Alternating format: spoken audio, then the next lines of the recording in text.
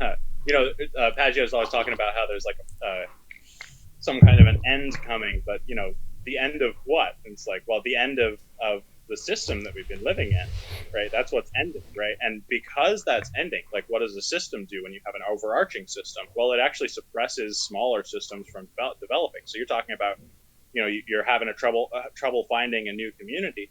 Well, of course you are. Everybody's having trouble finding new communities because the communities just they can't develop because their Mm, energies are being sent up to a higher community. You know, mm, this is the problem with globalization and all this kind of stuff, is that the energies of whatever's local gets sent up the chain towards the higher things. You don't have local communities. I have a lot of the same problems. I'm also very stuck in the middle. My family converted from Episcopalianism to Catholicism when I was pretty young, and I listened to the Pagios for a while, and one of the biggest things that I took away from them is it even if you don't know which church is the right one, you have to have a spiritual leader that you're following. Like, submission to the spiritual hierarchy is very important, and that's a large, probably the largest factor in why I'm still Catholic. Is, look, this is the hierarchy that I'm under, and it's been the hierarchy that I'm under, and I need a darn good reason to call myself Pope and make decisions at the level, that kind of a level. So yeah, no, I totally get that. I think it's going to get a lot easier. We're reaching the stage where everything's going to start. Everybody's going to start going towards different forms of paganism, and that means the reformation of all kinds of communities. So hopefully I'll be able to find something. Hopefully you'll be able to find something. yeah, you touched on a couple of points here that I actually wanted to talk about. Um, yeah, but just to go back to what you mentioned there, I find that interesting because one of the things I've been struggling with the most is exactly that of seeing religion and spirituality as something that's supposed to trigger transformation and not just as information. Because I feel like there's this temptation, especially when you get into symbolism, to just kind of look at everything and be like, oh, I see connections, I see the symbols, I understand them. Um, but then just to recognize that at the end of the day, the whole reason that you're engaging in all of this is to be transformed spiritually and, to ascend up the divine ladder, theosis and all of that. And so for that, it does require some degree of like submission, and things are going to have to be left out, and you're going to have to grow in that, process includes pain and doing things you don't necessarily want to do. So you can't always have it your way, and just wrestling with that idea of just gathering everything and trying to make my own thing versus submitting while also exploring and seeing what's out there. So yeah, that was Yeah. an interesting point. Yeah, no, Um, I think that the phrase "know your place" is very hmm, misused nowadays. People say "know your place" to mean like to put you down, but it's like, no, like, finding your place and fitting into it is exactly what you should be doing, because the place that you go, the hole that you're filling, whatever place that is, should be something that you can achieve.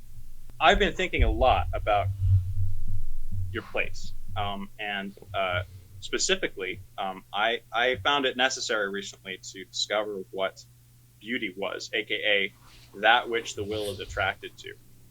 hmm, And I've come across the idea, and I still don't know the best way to communicate it, but basically that beauty is a whole, or a place within a system that you can see yourself in, and it's good, right? It fits you. So it's like good hosting, right? When you go over to somebody's house and they have the dinner table set and there's a place for you.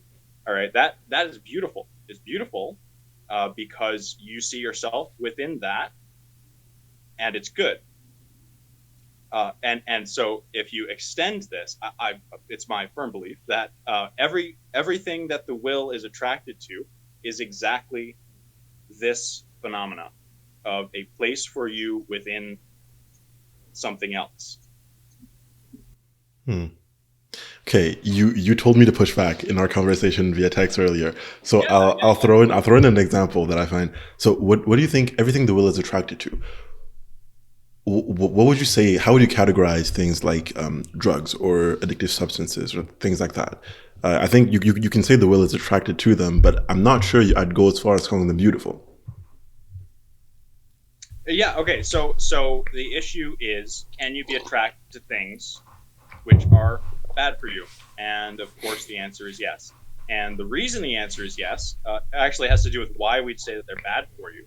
All right. Is why would we say that X, Y, or Z system that you could see yourself in would be bad for you? And the reason is that that system actually has more of a reduction impact than an increase impact on the little universe that you can occupy. All right. So usually when you make a decision, when you commit yourself to something, you chain yourself to that thing, right? Because our choice, right? Before we make the choice, we have any number of things we can do. All right. This is the freedom of like opportunity, right? We have freedom of opportunity. But then as soon as we make a decision, all of the possible selves that could have gone those different routes, they all die.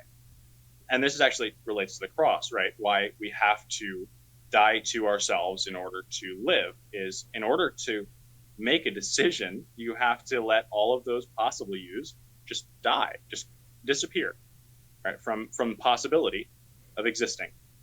And when you do that, what's left can leave you with more choices you can make, or it can leave you with less choices that you can make. All right. And when it leaves you with more, that's what we call a good thing. And when it leaves you with less, that's what we call a bad thing. And this, I believe, is universal.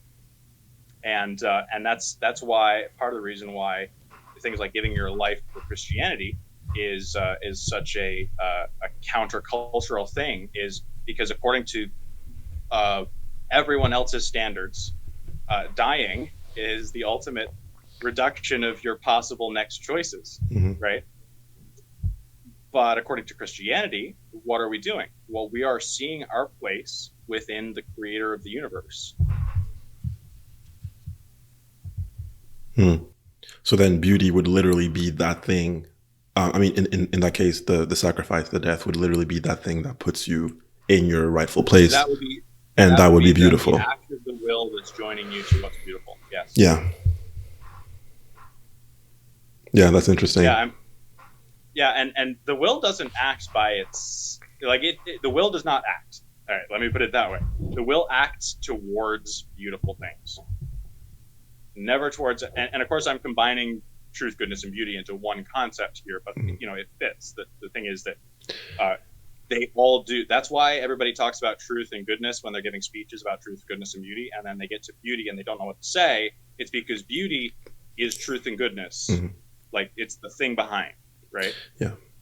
Yeah, whenever I've thought about those three things together, I've always had trouble dissociating them. I always, when I'm trying to define one of them, always end up referring to the others. Like I feel like it's very, very hard to just isolate either truth, goodness, or beauty without referring to the two others. But Yeah, as I hear you speaking, do you mind if I just step back and zoom out a little bit? Tell me yeah. what sort of informs your philosophy? Like what sort of informs your way of thinking? What are your kind of like influences? What do you use to Yeah, play okay. with? So probably the best way to go about this is to go back to why I got into Jonathan Pageau, which Sure. is a little bit different. It goes through some of the same pathways because I went through Jordan Peterson a little bit. Um, but the way that it happened was I went to college for liberal arts and philosophy. I got out and I became very disinterested in the metaphysical realms and theology. I thought I'd pretty much conquered it and learned all there was. And because I'm pretty good at learning stuff. So I went into science and engineering, and that's what I was studying. I basically I had my job, which I didn't really care about, and I used the time that job bought me. I used to study, right? And I studied engineering and science, and I got really enamored with the doings and goings on of people like Elon Musk and a whole bunch of other people and in those same circles and so Elon Musk came up with this idea called Neuralink, and I wanted to understand why he would do it because obviously I hadn't dropped any of the philosophy and the metaphysics that I'd studied. I thought I knew most of it, right? So I wanted to apply it to Elon Musk and see how why he would do Neuralink. Like what's the purpose of it? So I started doing studying on that to try and figure out his motivations, his philosophy, and I came across this weird little world that seems to be the majority of the higher level tech folks buy into it, which is it's a version of um, transhumanism. All right, but it's mixed with Nietzsche. All right, so Hmm. if you were to uh, look at Nietzsche's Superman as not an individual man, but as a system of men, like over men, that would, by being what it was, uh, have the impacts of the Superman and raise humanity to the next level, then you would have a basic idea of what they were trying to build. Uh, so a system above men, right, is what they were trying to build. Social engineering, and Neuralink ties into that. So I started studying really hard, trying to figure out um, where the will resides, basically, because obviously, if you're moving the will of man from individual man, which is Nietzsche, up into the super realm, that's a very interesting way to go about things, right? And it was through my research on trying to figure out where the will resides that I ran into Jordan Peterson and also Jonathan Pageau. But before I ran into them, I ran into the woke stuff that started happening. All right, and this was very influential for me. Is the Frankfurt School and the ways of thinking that led to the wokeism and so on. Uh, Basically, what their philosophy has done is it kind of in line with the institutionalists is it brought the realm of will, it pushed it up a level from humans to systems between humans. And so when you do an act, like if you're a drunk, all right, there's no solution. You cannot pull yourself out of drunkenness. All you can do is be in a group, right? Be under a social strata that allows you to not be a drunk anymore, because the drunkenness is not a result of your actions, it's a result of the system that is above. Okay. So it's sort of outsourcing the will to the collective rather than putting it in the hands of the individual. Yeah, and people make fun of wokeism as if there's nothing to it, but the fact of the matter is wokeism is a stepping stone between materialism into paganism. Like, because if we give up our wills to institutions and things above man that form us, all right, it's not going to be long until we start worshiping them. I think you could make the case that that's already happening with some Yeah. of the events that we're seeing recently. Yeah, that's interesting. I didn't make that connection. And when you because you mentioned a couple of things here that I want more information on. The Frankfurt School and their philosophy. Can you talk to me more about that a little bit? Yeah, I haven't. I've read extensively in correlated works. I've been circling around their direct works. Okay. Is the rain too loud? Should I close some windows? I mean, I don't hear the rain, so I think Okay, you're pretty perfect. good. Yeah. So okay. So a fellow, I don't remember his name right now. He's an institutionalist. Maybe I'll remember his name in a minute. Okay, when you say Um, institutionalist, what do you mean? Define institutionalist. yeah. So institutionalism was, I don't remember exactly when it was, but like I don't know, 150, 200 years ago, people started writing, and the idea of their works were that institutions had the majority of the force within society, right? So if you go back Hmm. to uh, the world spirit, Heidegger, is that right? No, not Heidegger. I'm sorry. That was, edit that out, please. uh, uh, The All world right. So you have this spirit. concept of no, but it is called the world spirit. That I just can't remember the philosopher that came up with it. That one of the most influential of the modern philosophers. I can't remember his name. Hegel? But yeah, yeah, I Yeah. believe that's right. So he came up with it, and he was one of the most influential, and led to things like Nazism. But the idea was that there was some kind of a spirit above men that would influence their behaviors, and this was extended by the institutionalists into basically we can track most of the large things influencing groups, right? As spirits, not as individuals making choices, but as like spirits of, big banking, spirits of, whatever various things, right? And this is like the poking back of the metaphysical back into the materialist. Yeah. All right. But the Frankfurt School is like the epitome of that, because what they crafted intentionally. So unfortunately, their philosophy revolves around the idea that man freed from these institutions is freer, right? That these institutions are by their nature some kind of restriction on people's natural goodness, natural choice, right? Which is not a lie, right? It's not a Mm. lie. This is actually the case.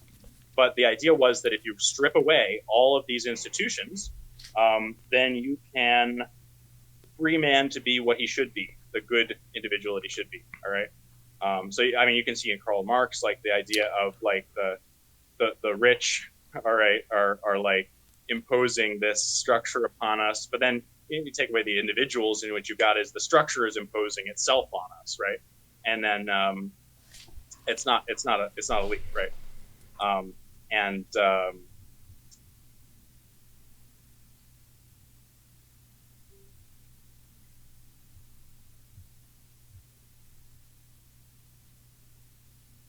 Where was I going with this? Frankfurt School. They take that idea to the maximum. Yeah, yeah. So they crafted a device. All right. I'm sorry, you're gonna have to do so much editing.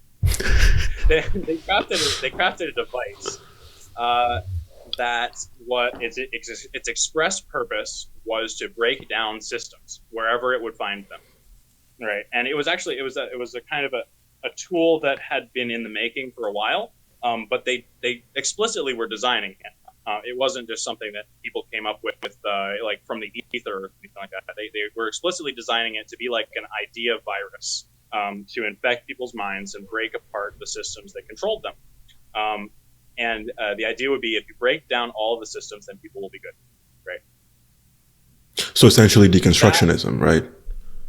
Exactly. So Yeah. it's what leads to deconstructionism, Okay. and people don't understand that that's what's going on a lot of the time, because when they talk to woke people, they're talking to deconstructed people.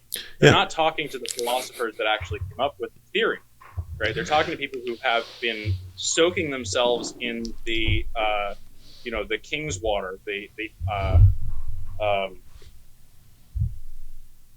the fluid that can dissolve gold, right? That's what they've been soaking themselves in for years. So when you talk to a woke person, you're not going to see any of this stuff on the surface. You have to dig a little bit deeper, and you have to find the people who actually studied it, and you have to make them be honest. Like you have to gain their trust before they'll talk about it, and then they'll talk about it, and you'll get to learn all these things. But that's why people make fun of wokeism, is not because they understand it, and not because they've ever run into anyone who understands it. It's precisely because the people they run into are foot soldiers for something they don't understand. Mm.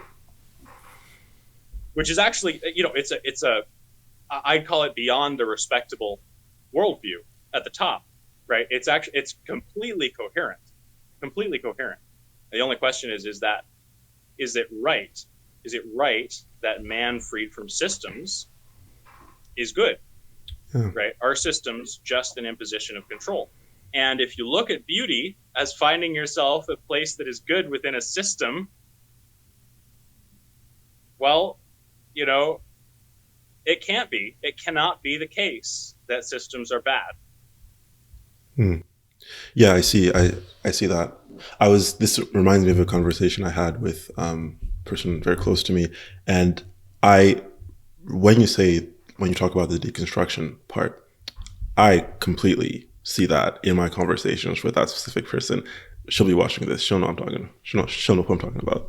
And essentially, we're talking about the latest thing we're talking about was hierarchies, and she was basically mentioning to me how she dislikes hierarchies, but not necessarily just oppressive hierarchies because those are a thing, but just the concept, the idea of the hierarchy. So it's kind of like this idea where, I mean, what I understood from her was that even beyond the individual hierarchies, there's just the pattern, the idea of a hierarchy in and of itself as something that restrains, that constricts, as hierarchies naturally do. That in and of itself is something that should not be there.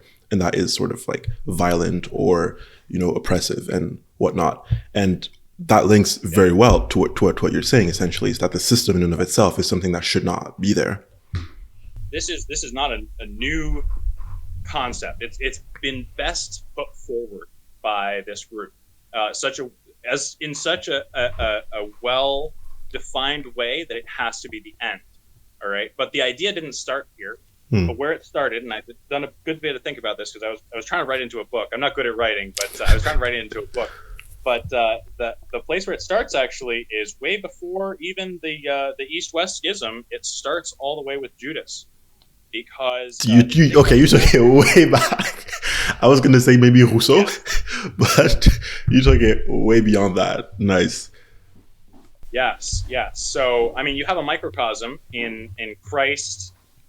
In the death and resurrection, you have a microcosm and re-reflection, a different kind of reflection of the fall, right? And so the kind of re-reflection that happens in the crucifixion is actually it's what defines the kind of fall that we experience now. A fall that's it's a different kind now, right? And like it's combined with a new rise, right? There's something else that exists that's good because of it, but there's also something that exists that's not. And the thing that Judas, that you can trace back to Judas, is the idea that you can get the same end result by cutting the head off of the body and allowing the power to reside in the members. So a good way to distill that is to say that the whole is equal to the sum of the parts.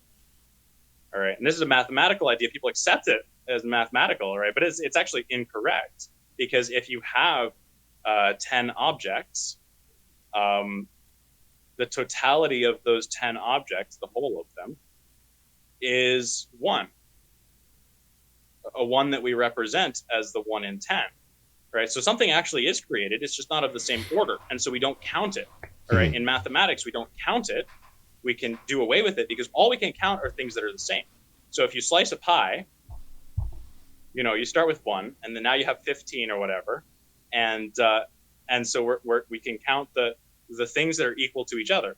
But the 1 is not equal, in type to the 15. And so we don't count it in mathematics, but we have to count it when we're doing anything else, right? Because when a group comes together and there's 100 people and one of them is the head of the group, he's different.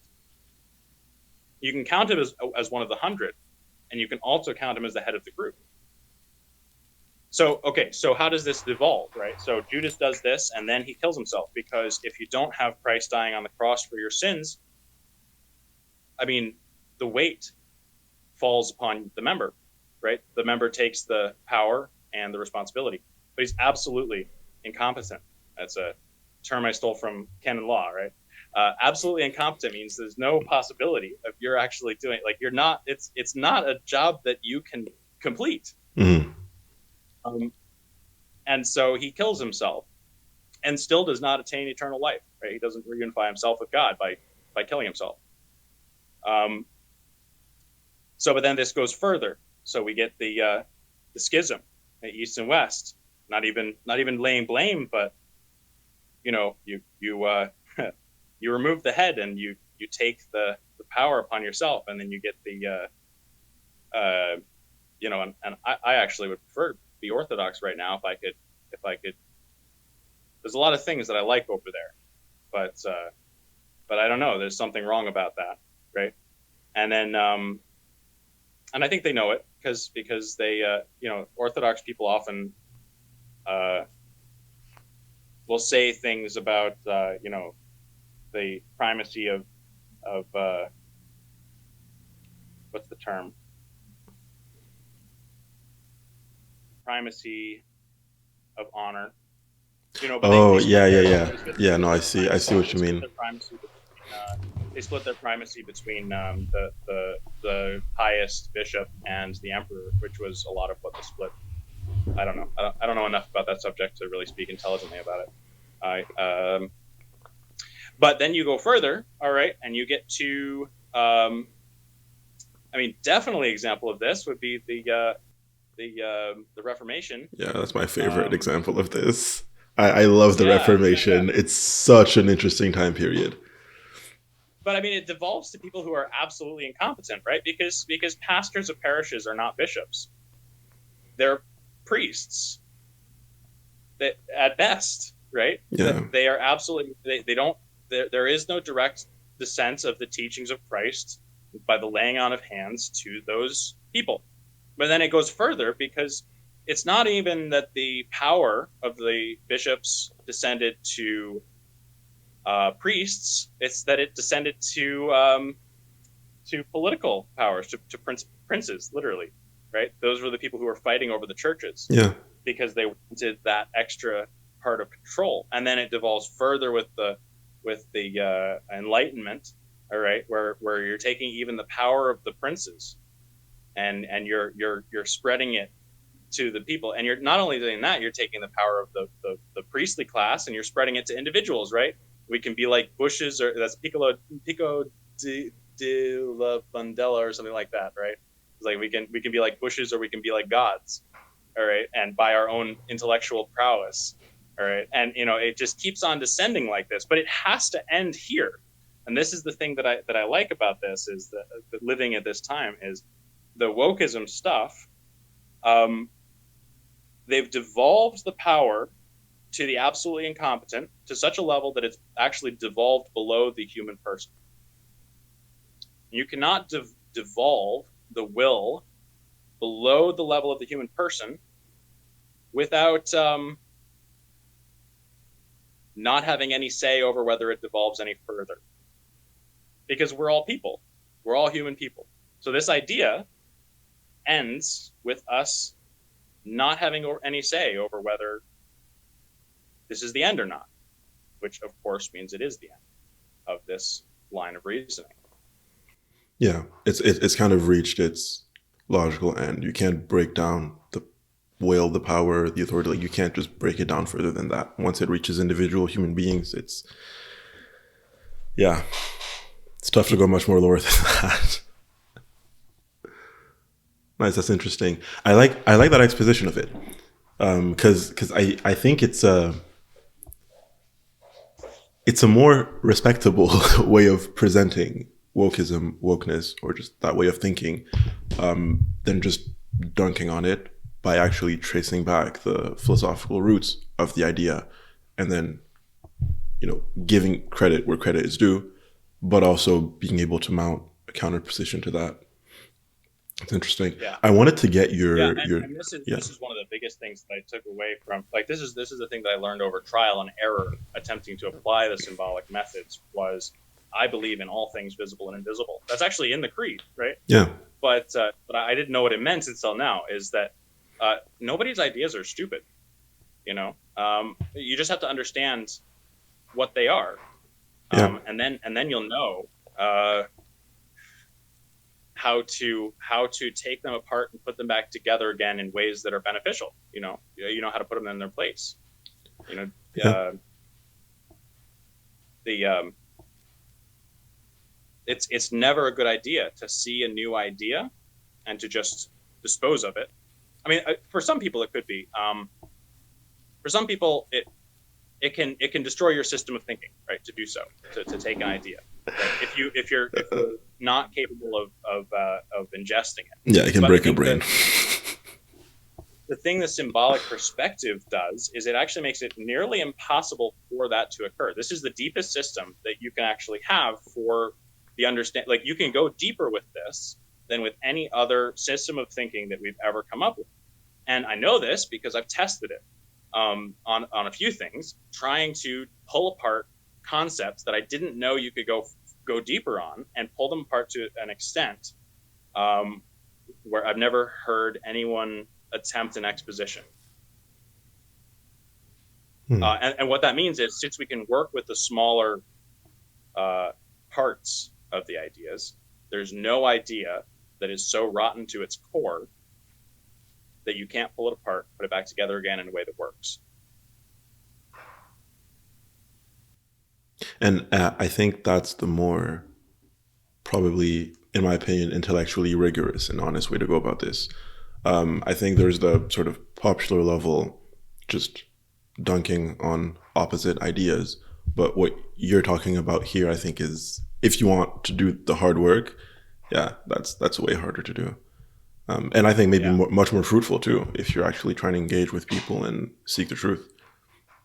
Yeah. Well, I mean, it allows me to, maybe not in action because I'm not perfect, but at least in possibility to approach every human being with even the intellectual respect. Like Yeah. because it's one thing to respect humans, right? But it's another thing to come into contact with our ideas and actually be able to interact with them in a way that's healing, right? Because if I bring somebody into my house, I can serve them decent food. But if I bring someone into conversation, can I bring them nourishment into their system of thought? That's a different question. Yeah, that's a way deeper question. That's interesting. Okay, well, changing topics a little bit because I heard you mention a bunch of things I noted down and I wanted to get back to. So you mentioned you got into science, engineering, and all of that from philosophy. I have to ask you, what are your thoughts about these new AI things? What are your thoughts about GPT 3.5, GPT 4? What do you think about this, both from a technology point of view, but also from a philosophy point of view? Because I think the philosophy aspect is really, really interesting. Yeah, I know how to make them better. You know how to make I them better. I learned how to make them better via the symbolic method because I knew that there would be some cross application that could be done that would improve the process. I'm going to be honest, I am not happy how far you can go with it. Um, Hmm. Unpack uh, that. see, here's the thing: is AI of all kinds is a kind of somewhat disembodied, like it's disconnected from us a little bit, but it's a kind of imagination. All right. So when I go to sleep, what happens is, at least in my conception of it, the unifying principle of me, the whole pizza, uh, goes turns into just one of the many. All right, and it wanders among the different realms that are free to do as they will because in that time there was no king. All right, and when that occurs, all of the various parts they're doing their own thing and they come up with brilliant things and horrible things. And the blessing of sleep is that you cannot walk around and do those things while that's occurring. Because if you were able to do any of them, uh, it'd be a much different world. The fact of the matter is, you have to wake up and become an arbitrator again before any of those things occur. The arbitration is the thing that makes the difference between good ideas dominating and good ideas and bad ideas being equivalent, right? Is that I can arbitrate between those when I wake up. Now, AI is a on a computer chip. It's doing the same thing as my subconscious. All right, it's actually doing the nearly exactly the same thing as my subconscious. And because of that, it will present me with all kinds of possibilities. and some of them will be good and some of them will be bad. And I mean, that's fine. That's just another technology, right? At that level, it's just another technology. All technologies have their upsides and downsides, and we have to learn how to live with them. The problem is that scientists are now attempting to give autonomy in various levels to the AI, which means that your dreams can come alive and do what they were dreaming of without your arbitration. And that will lead to some amazing things, and that will also lead to some horrible things that you could have imagined, but in the darkest corners of your mind. Hmm. So you're more so worried about the lid coming off, and where do you see that Yeah. happening? So the issue is sleepwalking, right? The issue is humans are not doing the arbitration. We've given direct control to something else, to the AI given control to the AI of something in the physical world without arbitration. And do you have any Without do you have any like main areas of concern where you're like, it's not going right? Well, it's hard to see what areas of concern are going to be the biggest because Hmm. the thing is it's going to be applied so widely because at the end of the day, humans are the hands that are getting thrown into pit mines and pulling metal out of the ground. All right, so the computer can't do that, but the computer can do most of the stuff that we do in developed countries. And so as it gets applied in those areas, we have no idea what kinds of places human arbitration has been the thing holding back the flood, right? Okay. But it's just way too large to actually make a prediction. It's like, you know, legal stuff is just, we already did that more or less,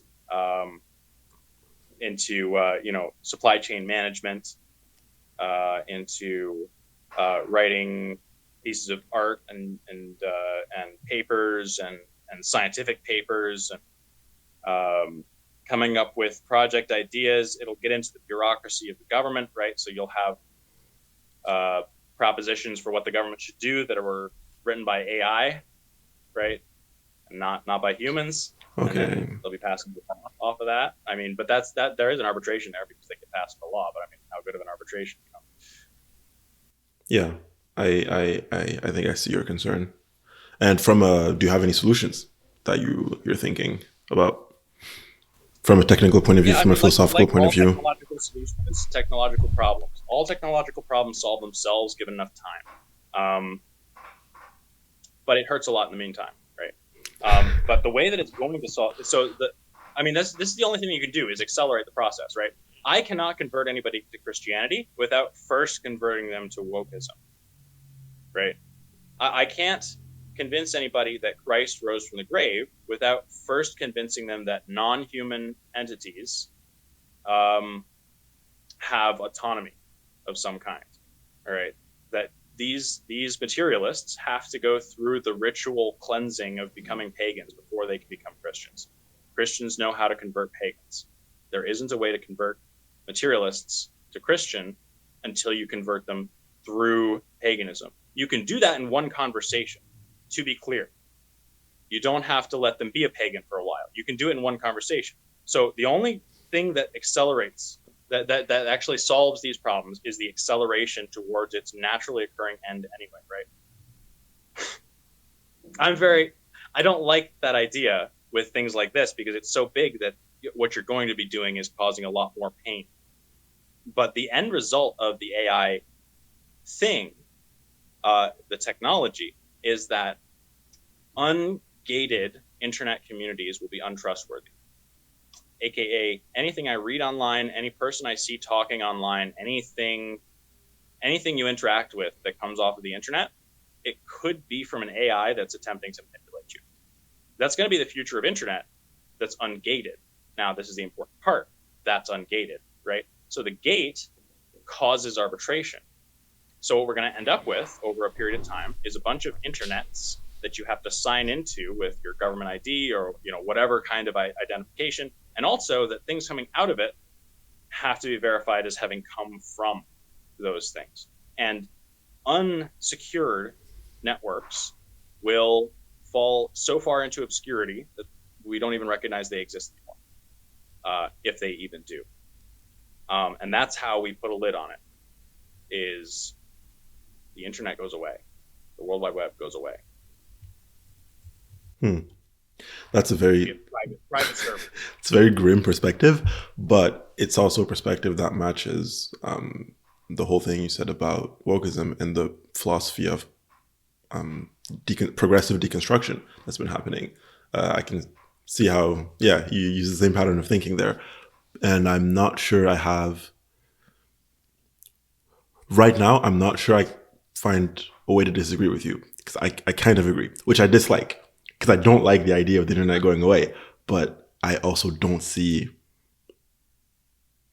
us coordinating in a way to self put a lid on it before it just devolves into complete chaos. I don't have that much faith in humanity.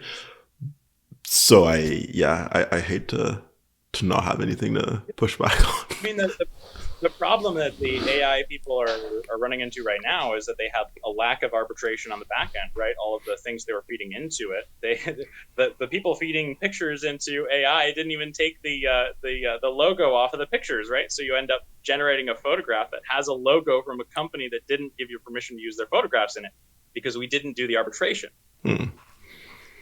It's we're going to need back end and front end arbitration. Everything goes through a human. There's no way around it. Yeah, putting the human back in the center of everything.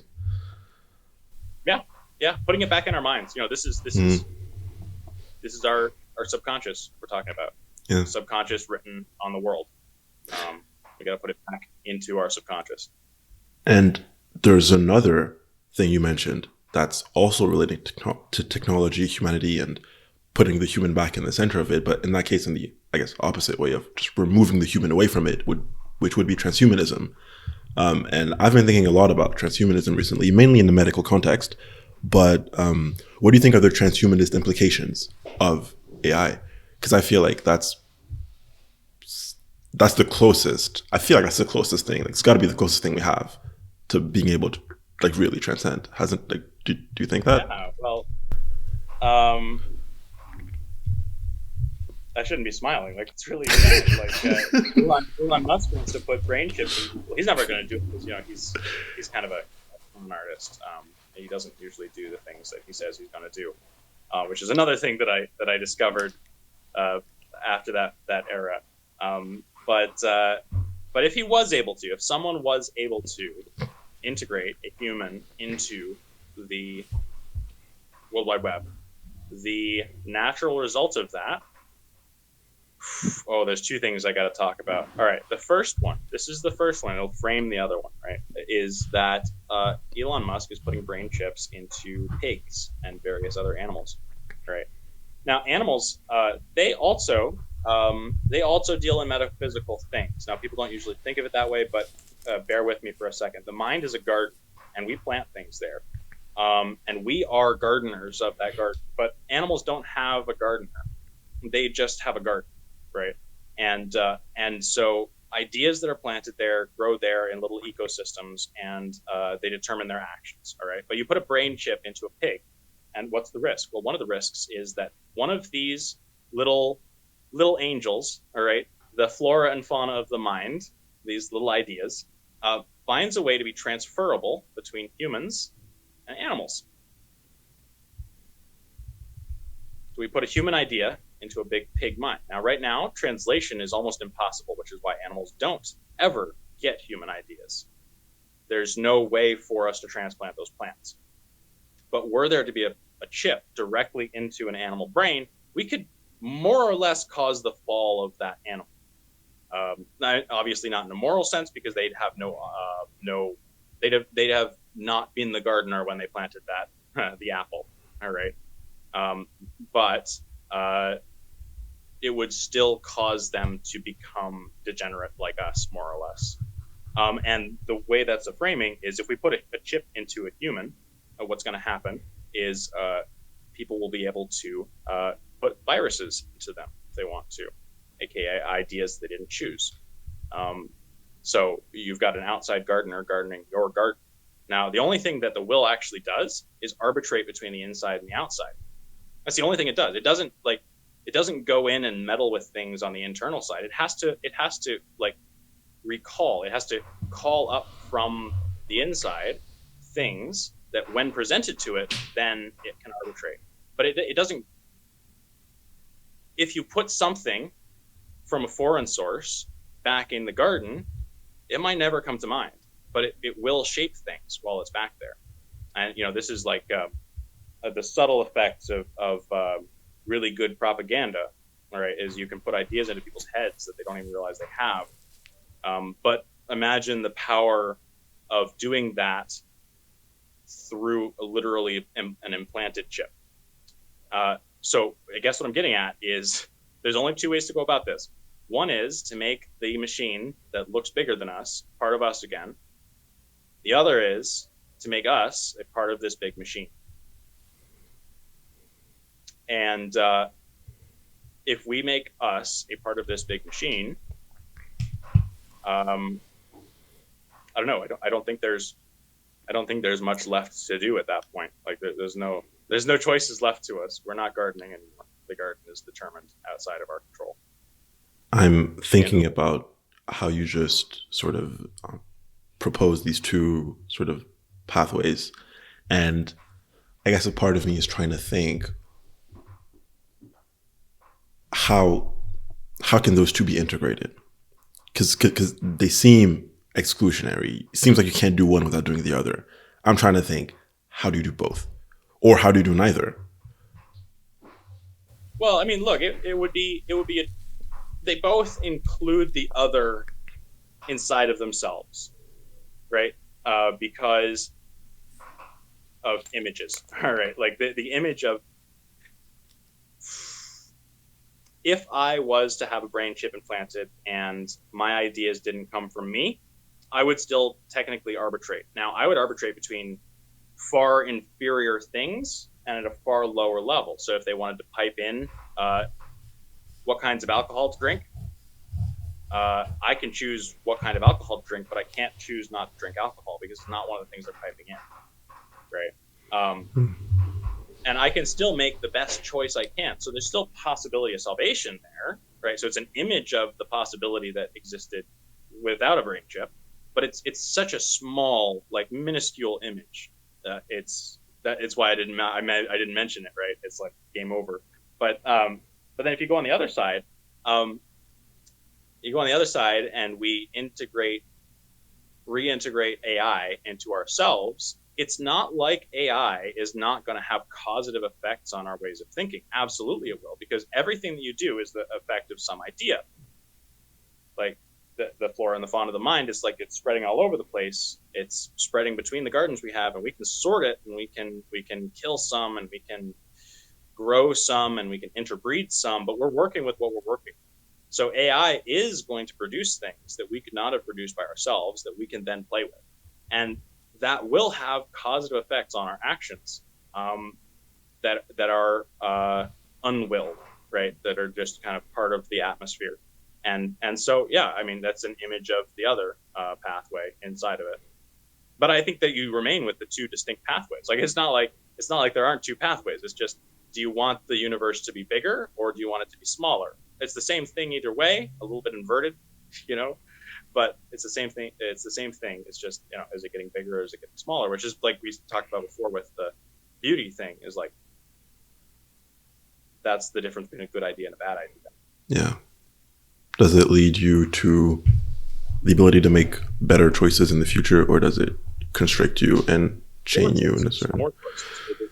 It leads you to be able to make more choices. Yeah. Yeah, that's a good lens to keep in mind for anybody. Yeah, for anybody watching this that's developing AI, just follow that. Is it going to make me more free? It's nice. Yeah, I had a couple. We haven't even touched anything that I had actually prepared for this conversation, so that's really good. I'm just now pulling up the few notes I had written. Um, so one of the things I wanted to talk to you about, and we kind of danced around the subject, but I wanted to talk about Hermeticism and perennialism. I don't think I don't know if you've heard about these concepts. I wanted to run them by you, see what Uh, you thought. give me a rundown. Give me a rundown real quick. I'm by no means an expert, so if I butcher this, I butcher this. But the main one I'm kind of focused on is perennialism, which is this idea that at their core, all the different religious traditions have the same mystical baseline, right? How the theology is potentially different, but ultimately the mystical aspect is speaking to the same underlying reality. I probably butchered that. Perennialists out there, forgive me, but that's kind of what I understand from it right now. Yeah. It's they would say it's distinct from syncretism because they're not advocating for sort of like a picking and choosing and creating your own little religion. Although I think can make the critique that every time it's tried, every time it has been applied, it's kind of what it's led to. So I think that's a fair critique to make. But they would say it's not about that. It's just staying within your tradition, but still this understanding that mystically it's all the same sort of unified substrate at the end, at the bottom. I mean, Yeah. So ideas are they're crystalline structures. All right. So if there is a fracture at some level of the crystal, that that fracture is fractally reflected at the same part of every crystalline aspect of it later down the road. So you have to go back to where the fault started and analyze where that fault started. And so for religions, a good the place that I usually go to is the place of divergence, where if you take everything else, most everything else out of ways of thinking, you get some really great stuff out of Buddhism, out of paganism, out of Nietzsche, and out of Christianity. But this is where they fundamentally differ. Is and this is, I think, a good way to describe the difference between all religions and why the Christian one stands out. Is paganism, you are giving yourself over to the other, to the thing that's larger than you. Nietzsche is directly opposed to that. What you do is you take control and become that over, right? That thing that is over. All right. And then Buddhism, you do neither of those. You give up your control, not to another, just entirely. You don't use it. You don't use it for a higher being, and you don't use it for yourself. You just don't use it. Now, the thing that consolidates all these into one and also solves the problem is Christianity, because what you do is you give over your will to that thing which is greater than yourself, which is also the source of your will, which makes it equivalent to your will. And since it's the creator of the universe, it also means that it's the highest.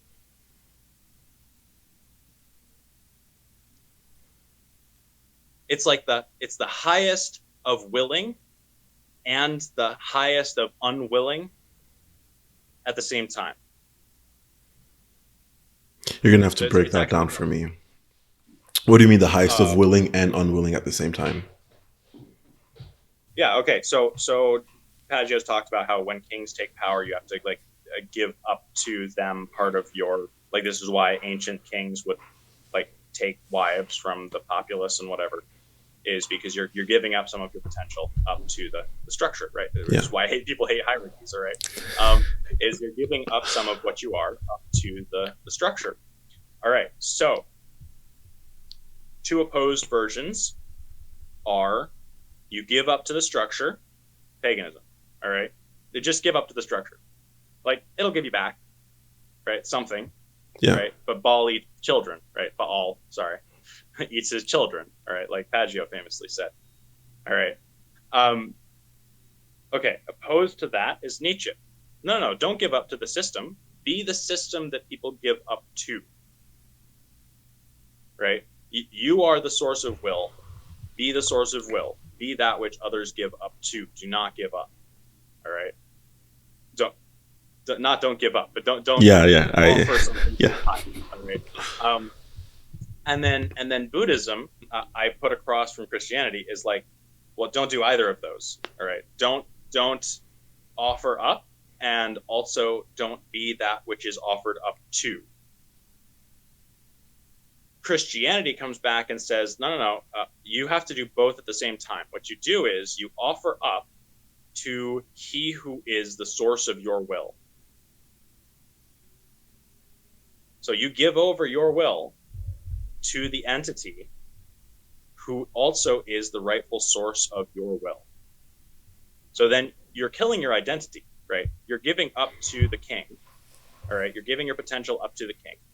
But the king is more you than you are. And so you're Okay. also maintaining it for yourself.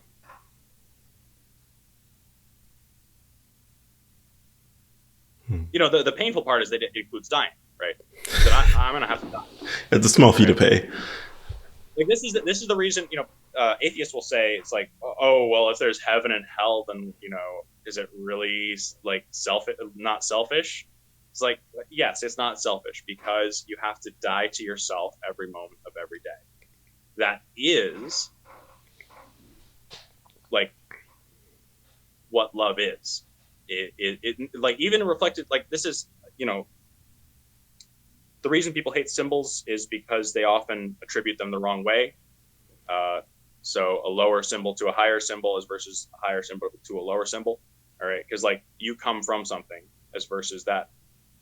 Uh, if I say God is like I am, that's actually false. If I say God is like I am like what God is, that's actually true Yeah, because the symbolism goes one way more than the other. exactly. Right? It's like Yeah, which I is am like God. which is something that I find when starting to talk about symbolism with people that haven't really been exposed to that worldview, is they see the symbols as being a perfect one-to-one correlation between the higher symbol and the lower symbol, and like no, Yeah. you can intuit some things about the higher from the lower, but it's not a one-to-one relationship. It doesn't flow both ways the same way. Right, right. And this is important because I'm about to say something that people will probably disagree with a lot, but dying is the low symbol of whatever occurs in the Trinity, which we don't have a word for because it's above what we can even think about. That nothing higher than Christ's death and resurrection has ever been revealed to us about what's in the Trinity. But whatever it is, it's like this is the highest symbol that we have of whatever is occurring inside of the Trinity. Like Father and Son and then Holy Spirit, like each of them loving each other. The highest way that I know to talk about that is that the Father dies into the Son and the Son dies into the Father, and their mutual dying into themselves is the Holy Spirit. Now, that's a horrible way to talk about it. I don't know a better way to talk about it though, because that is Mm. literally the highest symbol of what's going on. Because that's what like love is, right? Is if I see beauty, right? I see beauty in this conversation. So there's a place for me in this conversation that is good. All right. So I hop into this conversation. What am I like when I see that place for me and I jump into it, I'm giving up myself to be in that beautiful place. Now that beautiful place continues because of my giving up, right? I can literally die into that place, like it, not the conversation, but like I could die for love of somebody. All right, and if I die for like my daughter, all right, I die for the love of my daughter or whatever, and the reason that I do that is because I see myself, I see a place for myself in the system that's good in providing for her, and so I die. But the thing is, the place that I saw was more myself than I was myself before dying. So actually, I've been preserved in that because the place has been preserved, the image of me. So it's sort of like the sacrifice allows for the externalities, this kind of superficiality to fade and to kind of give way to the true essence of what you were, which as like turns out to be more you you because it's free from all the rest, like all the others. Am I Yeah. understanding that correctly? So this is a better way to say it. This is a way better way to say it. All right, I didn't think of this, but when when an organism is attempting to decide whether it's going to self-propagate or evolve, what it's deciding between is continuing what it is or seeing something else as more it than it is itself in order to, when it changes, be more itself. Right? So do you preserve yourself or do you alter yourself in a way that's more what you should be than what you are? But that alteration involves certain death. But it's it's It it's involves it's a death to death more. into, yeah, but it's a death into more you. Yeah, yeah. And so inside of Christ is the dying into, I don't know. I'm way outside of my depth. Like Pageau won't even talk about Trinity. Yeah, no, That's these are hard. like I think this is literally impossible to talk about. Like I do not think it's possible to talk about the Trinity in a way that Right, makes sense the way we typically see things as making sense. right. So But no, at no. least what we can take away is that, even ignoring the entire Trinity section, that it is good to die to preserve what's more you than you are yourself. Hmm. And what that means is, for the atheists, that would say that Christianity is, with heaven and hell is selfish. Is no, no, you don't understand. My identity has to die. Like it's connected to sinful stuff. All right, what I am is sinful, and so that has to die. Like that's not a selfish act for me to kill myself for what's more me than I am myself. Yeah, ultimately that's an act of sacrifice, which I'd say it's pretty selfless. Yeah. Hmm. Now I got to start doing it. Though. Now what? Now I have to start doing it though. Oh yeah, that's always the hard part. Yeah, thinking about it is way easier than actually doing the thing. Yeah, yeah. Oh man. All right, that was interesting. Going back to beauty a little bit, tell me what you're thinking about this. So I've been thinking about beauty recently too, but I've been thinking about beauty more in the context of just healthcare and healing in general. I've been working on this project where I okay, so there's two models here. One model is sort of like a when I'm talking about health here. So there's two models. One is a model of more of like a pathogenesis model, where you're viewing health as, or you're viewing healthcare as defending from pathogens or defending from dysfunction or illness or ill functioning. That's one way of viewing it. And that's, I would say that's the dominant way of viewing it in the medical model that we use in most of the Western countries. And you have this other way of viewing it, which is salutogenic, which are more looking at what promotes health. And so I've been thinking more about that salutogenic side. And beauty is a subset of that in the context of whether it be, I was thinking more in terms of like architecture and designing of spaces that promote healing.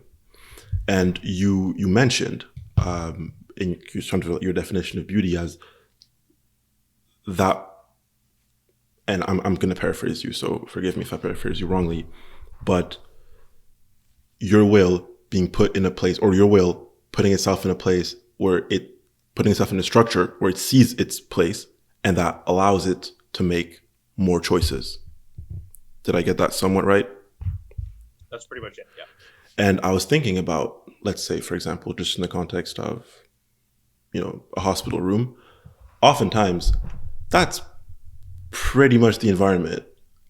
I can think of a prison cell, but a hospital room is also probably pretty up there in terms of the worst environments that like do not do that. Right? You're in Yeah. this room that's completely unfamiliar to you. Most of the times has no cues that you can refer to. You're surrounded by this machinery that's alien to you. It doesn't create a beautiful place. It also doesn't create a place where you can see yourself fit in. And so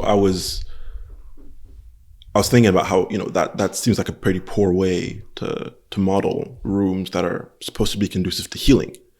So I was going to ask you, do you have any ideas? Well, first of all, do you agree with that assessment of things? And second of all, do you think there are ways to better integrate beauty into healthcare, various aspects of healthcare? I don't know, it doesn't matter what they are necessarily, but in a way that would promote healing. It's a long question there. Yeah. So every every ailment is a result of one of three things. The first is incorrect rituals of somebody's ancestors. The second is incorrect rituals of somebody in your vicinity. And the third is incorrect rituals of yourself. All right. Why do you So choose that phrasing? I have to ask. Why incorrect rituals? yeah. So I could have said sin, but but it's usually not sin. It's usually just something that was passed on, and the majority of things doing these rituals are not conscious agents. All right, but if I start doing a ritual wrong, I start doing a ritualized behavior incorrectly. I am the arbitrator for my body. So that ritual will become fractally reflected throughout my entire body. And not just the body like that I physically have here sitting in front of the camera, but also, in my daughter, in my grandchildren, in my great grandchildren. And to smaller and smaller degrees, possibly, or maybe not. It's a weird and wonderful world of how things are preserved or decay. So it's possible that it's preserved for many, many generations. All right. But this is not, it's not moral necessarily, because the first few times I did it, it was a choice, right? But after that, it was just a system that I didn't even have conscious control over. It's just a habit. And as a habit, it became a habit of my entire system and became more and more deeply ingrained. And so that's on multiple life scales. You can see how that affects my life scale, or you can see, driving down the road, I check my phone sometimes. All right, now I hit a kid. All right, you got a ritual. It's a wrong ritual. All of a sudden, it has a physical manifestation of an ailment in a human being. Okay, so every kind of ailment is one of those three things. So how do you solve this? Well, the answer is you take the correct ritual and you have to shove it in where it belongs. Now, the easiest way to do this is to not be unhealthy, particularly right now, and to just start living patterns of ritual behavior that are beautiful, that are good, that are actually like perfect. All right. Reflecting that throughout your entire body so you can heal some of the damage that occurred to you over time. It's very difficult to do that, not only because we don't know how to do that, but because, like I don't like doing that. But that's the easiest way to do it. Now you can do other things, like if you have an ailment and you inject yourself with something to cure the ailment. All right, you're taking either a ritual like some kind of bacteria or whatever, or whatever the living organism they could put into you, like probiotics. All right, probiotics are a good example. Or it could be the effects of some ritual. All right. So if you imagine I'm doing a ritual, I'm trying to make coffee every morning. I'm trying to make coffee and it just doesn't work. All right. Because I'm doing it wrong. Now I can go and get a cup of coffee from a Starbucks and then I have coffee. All right. So that's like what the injection is. It's like the result that should have happened from the rituals that should have been happening in my body did not happen. And so I'm taking the results from some other ritual and I'm putting it inside my body to like cover up for the fact that the ritual isn't working correctly. So as to architecture and design, look, we don't design anything nowadays. Like the art movements of the last 150 years have made 100% sure of that. The deconstructionist, all right, that we took the power of the ends, the necessary end results of our designing and building. We took those and we said, well, if we don't understand what the results should have been, like what it was designed for, we're not going to make it that way. All right. If we don't understand why it was made this way, we're not going to make it that way. That was the first step. And then we realized that we didn't really know why we wanted things to be the way that they were. And that's why you get the very deconstructionist, like anything goes, all right? Anything goes because we don't even know why things are the way that they are or should be, how they should be. And so anything you do, if you put a coffee maker in an empty room, you're going to enhance its healing capabilities because at least you can make coffee. At least there is a ritual that has an end product that's good. At least that, all right? Having a thing with ritual functional value is going to add, some place. But it's like, okay, what coffee maker? Just a Mr. Coffee, all right? It's like you push a button. No. Well, that would be fine. Like that's better than an empty room, right? But what you actually want is you want something where the entire ritual doesn't reflect the necessities of the supply chain that produced it, but reflects your actions right here now. Because the supply chain is not thinking about your health. It's not thinking about attempting to have good rituals. It's thinking about all kinds of weird stuff. It's putting garbage in, whatever things that the economic machine is happy about right now is going to be what comes out of the economic machine. All right. What you want is something that's kind of cleared as much as possible of the methods of production or has been produced via a method whose ritual you can respect. All right. And then when you interact with it, you're going to be imbibing some of the little reflection of the memory of those rituals and the ritual that you're doing right now that's done well into your body, and it'll be fractally reflecting around everywhere. And then you want to add as many of those things as possible to your room and make the room itself that way if you have the financial capacity to do so. Yeah, that's interesting because that makes me think of a case study I read of in one of the facilities to take care of people with pretty severe mental illness. What they started was getting these people to start cooking meals for others. And they found that had a very positive and beneficial effect on their mental state. That made me think about what you just mentioned about rituals. So here you have, I think, one of the most ancient, hardwired rituals, which is just the offering of a meal to another. And then you have that ritual in the healing space, and it's got to, I think, play a role in the spirit of healing. So I think that would be like a pretty practical way that I'm just not thinking about of sort of describing what you just spoke about in practical terms. Yeah, I mean, just put your face on some moss. I mean, the millions of... No, really though, the millions of years of good rituals that led to moss continuing to be an entity in the world. Like that's one of the that's such a strong ritual. Like it can't have gotten it wrong, right? Put your face on some moss. Make a shirt of that. Oh, right. Yeah, no, I think it's, but not just that, but you want to reflect this as widely as possible, not just like touch and sight. All right. But we're talking about people who are actively interested in actually altering their health for the better, actively. All right. So what you actually really want to do is know what kind of rituals you're looking for.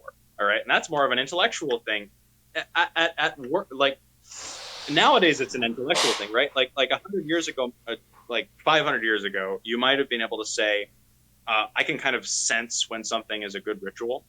All right. But I can't sense when a thing is a good ritual now. I need to rely on what I know are good rituals to realize it by my intellect, because I've lost the capacity of my ancestors to just smell when something's good. And I'll get it back eventually. I'll get the nose for when things are the right way.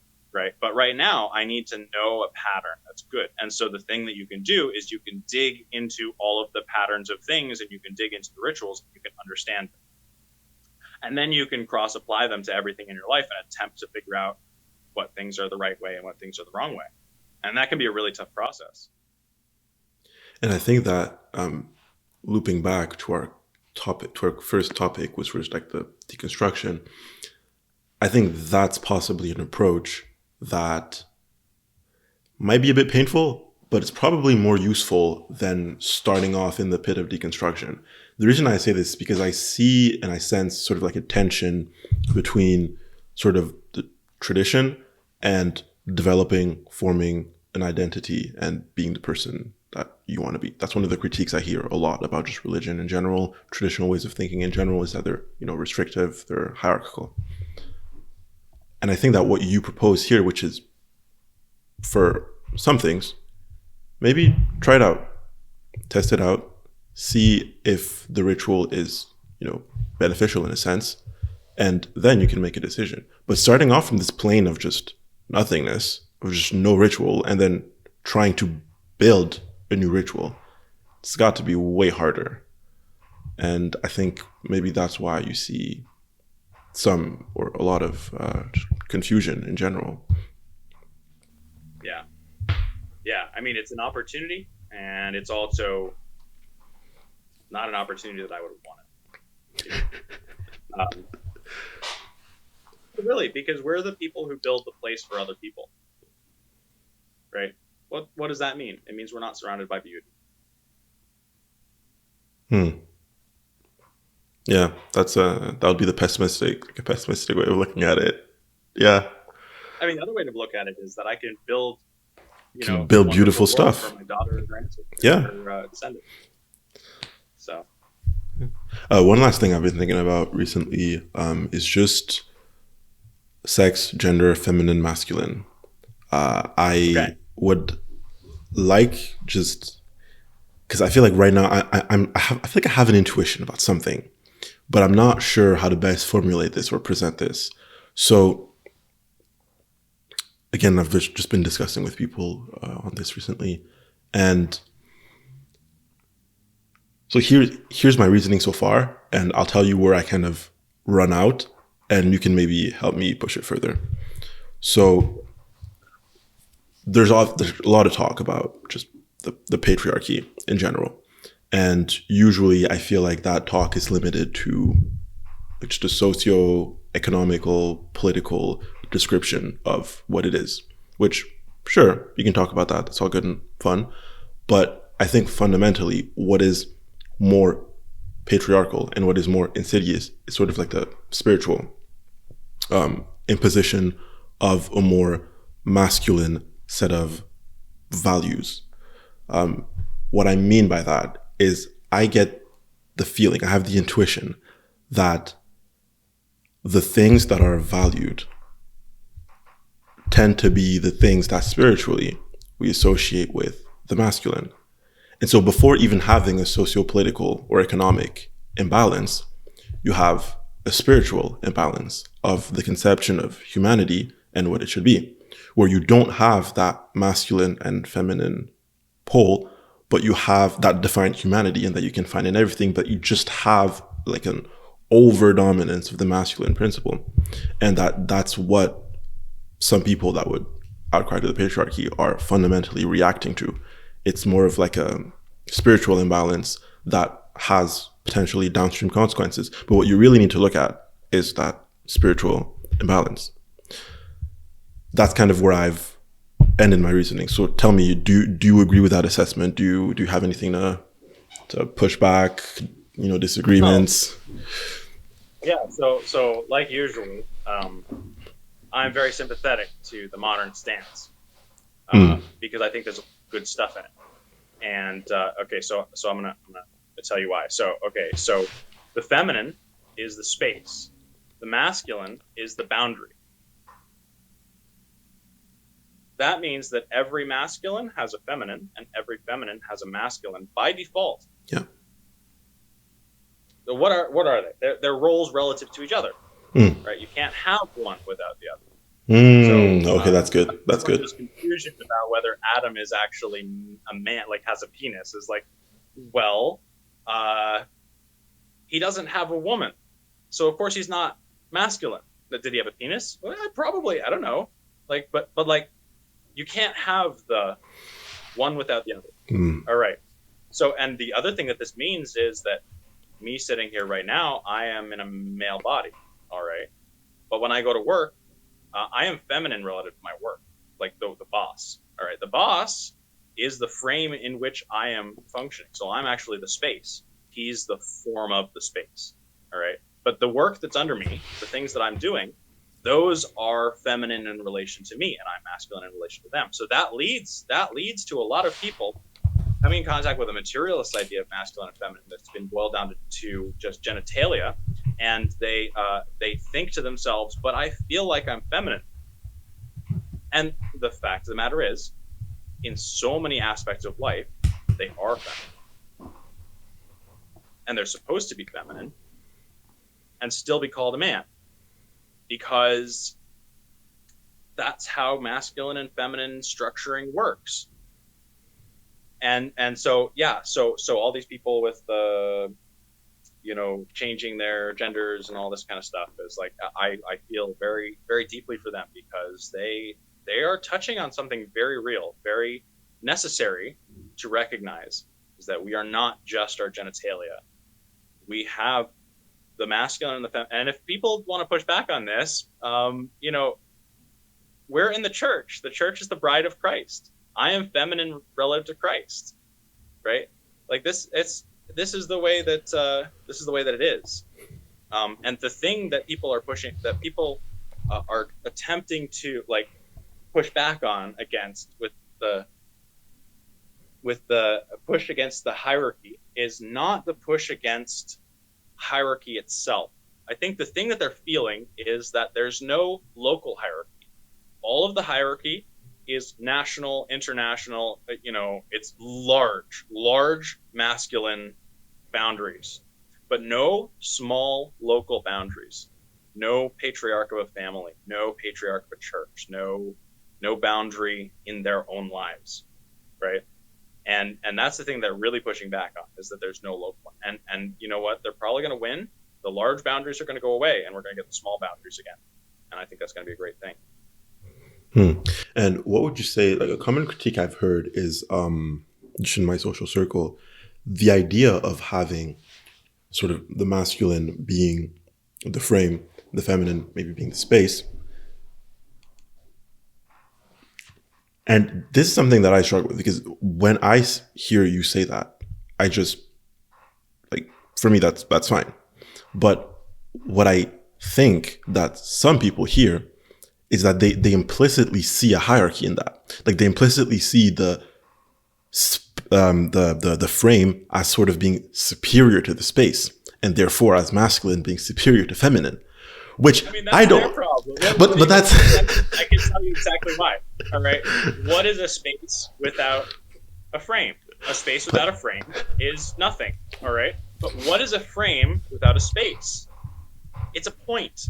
What's a point? Well, a point is a frame surrounded by space. There's no possibility of them not being equivalent, because they are just aspects of the same thing. They're the inside and the outside. Repeat that. Okay. What part? The whole thing. How you would respond. I need to telegraph your answer here, because this is a sticking point that eventually always gets to, whichever way I usually use to explain masculine and feminine. There comes a point where there's that implicit hierarchy that makes themselves in people's minds, and I'm just like, I don't see that. Why do you see that? So yeah, like which one's better? Which one's better? Yeah, which one is better? Why would one of them be better?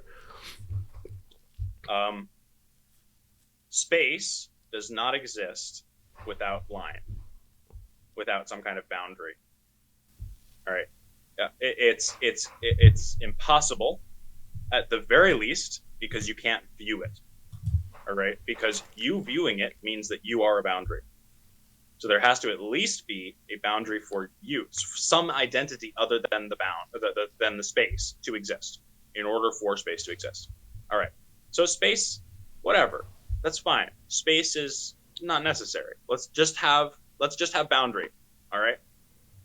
We draw a boundary. If that boundary is a line, then it's got space on either side. If that boundary is not a line, then it's one of two things. It's either some kind of circle, which means it's got space on the inside and it's got space on the outside, or it's some kind of point, which is just surrounded by space. So there's actually no way to have a boundary without space. They're not they're not two separate things. Space and boundary are the relationship between the internal and the external. They're not they're not separated by like it's not a dichotomy. Hmm. Yeah, it's more the opposite. Actually, it's more like a radical integration of them both, because you're essentially saying that even in the extreme edge cases, you still have them both there. Yeah. Hmm. Yeah, there's no extreme that you can go to. There's no extreme that you can go to. Yeah, that's helpful. I think that's a good place to end. What do you think? Yeah. Yeah, I've been going for a while. Man, thank you. That was a great conversation. I really appreciated this. I do as well. And hey, if you ever want to talk about anything again, give me a call. But yeah, All I right, love it. perfect.